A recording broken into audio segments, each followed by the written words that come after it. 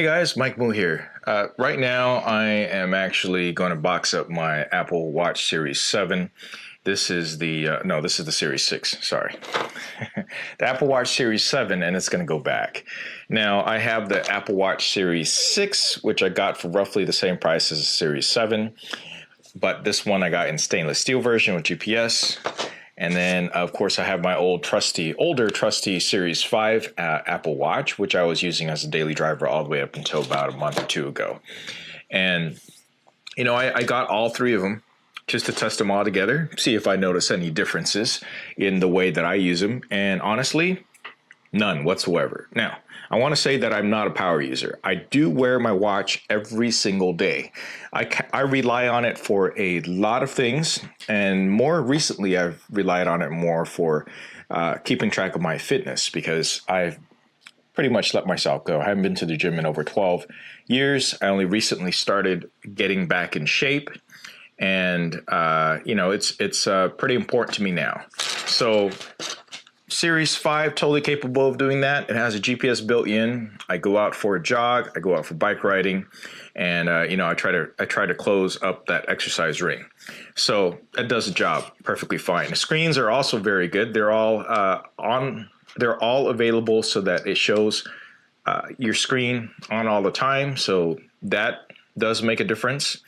And you know, versus the older series, let's say if you get a Series 3, which is, let's face it, we'll call it beginner at this point.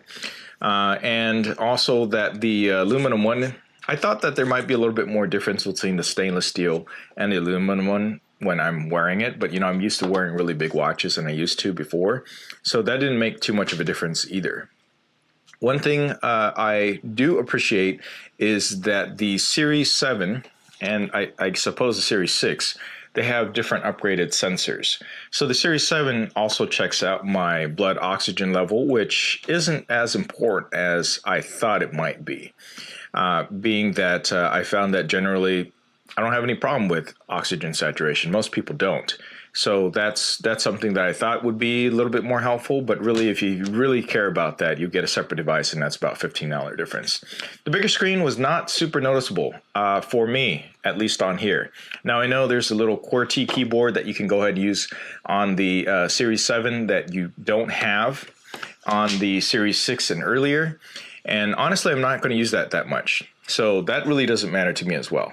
Excuse me while I completely wipe out the Apple Watch that I have here and make sure that it is completely cleared out and ready for return and resale to the company I bought it from. So I'm going to go ahead and adjust this.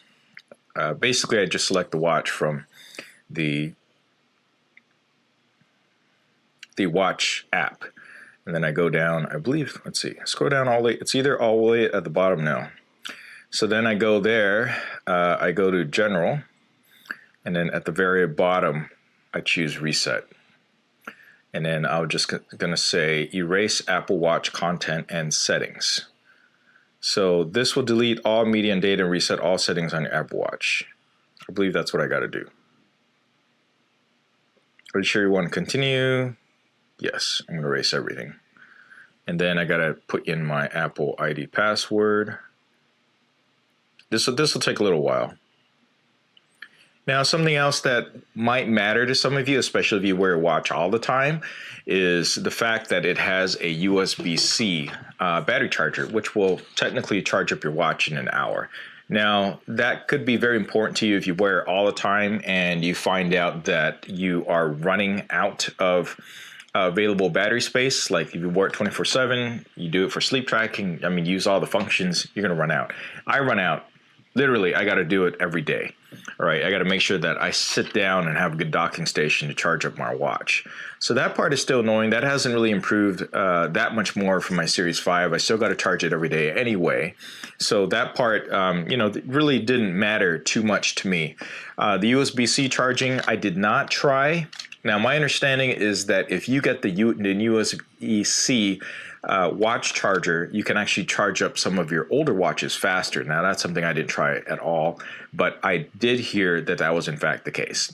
So you might not get as fast charging as you would on a Series 7 versus some of the older ones, but you'll definitely get an increase. And that is a bit of an added value. And when I was purchasing this watch, I actually did not see that as something that I could buy separately. But maybe right now you can.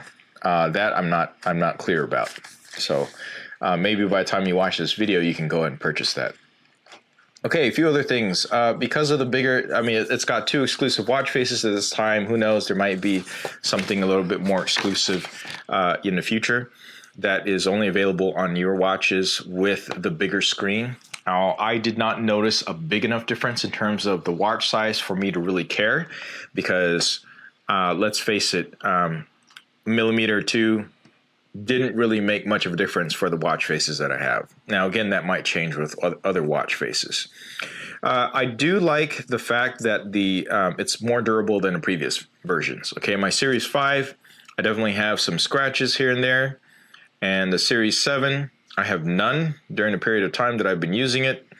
And, I don't feel like losing out by not putting on one of those tacky screen protectors. I didn't have any problems with that whatsoever.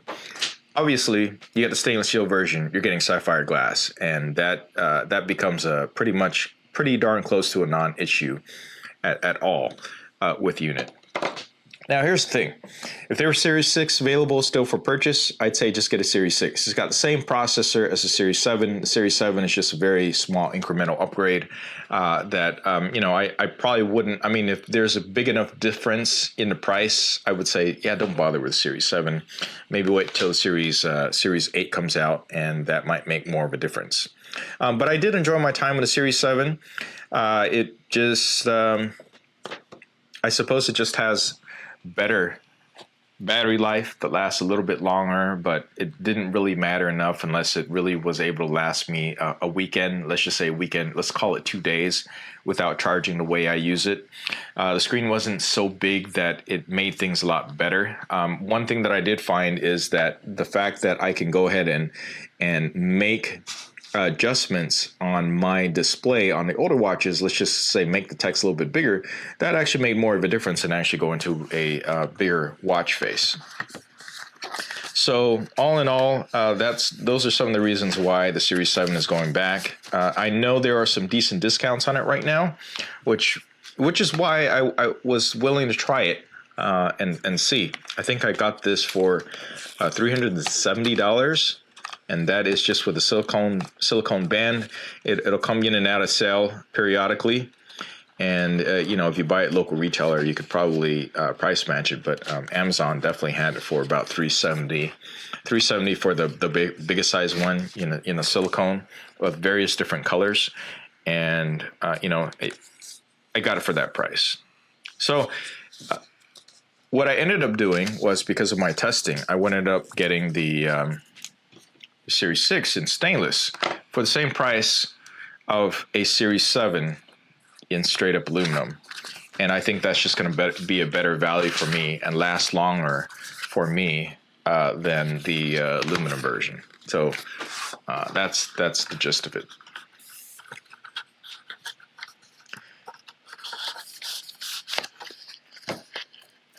One thing that was surprising actually on all these watches, and I'll go ahead and say this, is that I've been outside working on my woodworking, making stuff, and when I'm out there, I don't necessarily have my phone next to me, but sometimes I get a phone call and I would notice it on the watch, get right on it, and I can actually have a full-on conversation just through the watch, and the person, usually my wife, has no idea that I'm actually on the watch talking to her, just holding it like this. I'm not even holding it like this. I'm just holding it like this, and I can actually hear and have a full-on conversation with a short conversation with my wife. You definitely don't want a long conversation through a watch. But the fact that I was able to do that on these newer watches, and I didn't do it as much on my older watches, says something. And that is that's pretty amazing. Okay, so I have everything packaged up. I got the unit reset. Now, where's my USB-C watch charging cable? I guess I'm going to have to go look for that before I can return this. All right, that's it for this video. Give it a like, subscribe for more. I'll catch you next one. Thanks for watching.